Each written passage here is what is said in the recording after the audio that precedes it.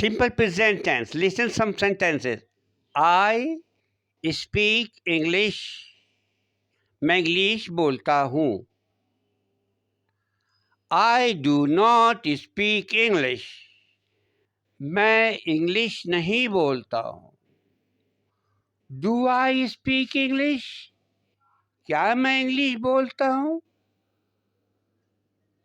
You speak English? तुम English बोलते हो.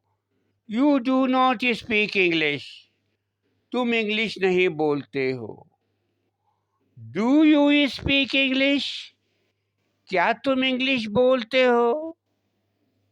He speaks English. वो इंग्लिश बोलता है. He doesn't speak English. वो इंग्लिश नहीं बोलता है. Does he speak English? क्या वो इंग्लिश बोलता है? Fatima speaks English. Fatima English बोलती है.